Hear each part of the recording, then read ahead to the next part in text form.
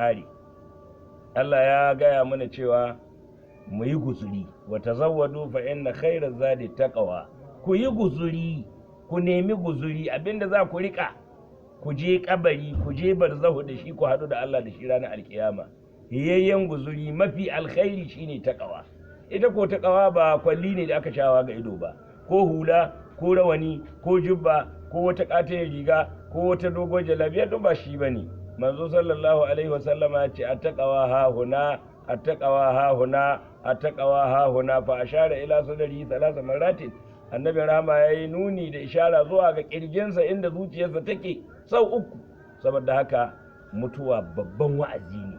Ka ga mutum ya mallaki dukiya, ya mallaki matsayi, ya mallaki arziki, yayi kaza, ya samu nambobi, yayi abubuwa na darajoji, yau duk gaba ɗaya Allah ya cire shi daga gare su, kamar yadda ake cire wasiƙa daga ƴan bulan. To kuma duk waɗanda sun kamace ba sun gaji da zaman wannan duniya bane, ba su kuma shirya bane, kuma ba su da labari, kuma ba su da sani, haka ta zo musu abke. To mu ma mu shirya, tana nan ta yi abke zuwa gare mu.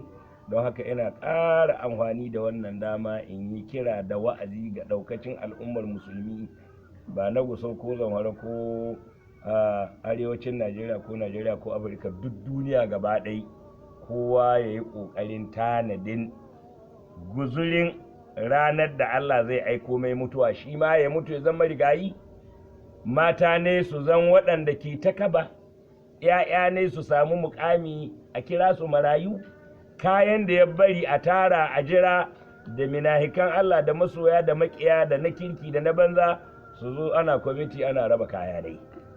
Wannan shine babban wa'azi. Don haka ina kira ga al'umma mu gyara taron mu da Allah, mu tuban mu Allah, mu nemi gafara Allah, mu kuma yi ta yin ibadodi da da'o'i da neman gafara Allah ga duk waɗanda na riga mu, sannan mu nemi Allah ya ba mu cika da imani da husnul khatima. A ƙarshe ina ƙara roƙo ga Allah ta'ala ya gafarta masa, ya yi masa rahama, shi da ɗaukacin dukkan al'ummar musulmi marigaya da suka riga mu gaba ɗaya. Idan ajalin mu sun ƙare, Allah ya ba mu husnul khatima da cika da imani.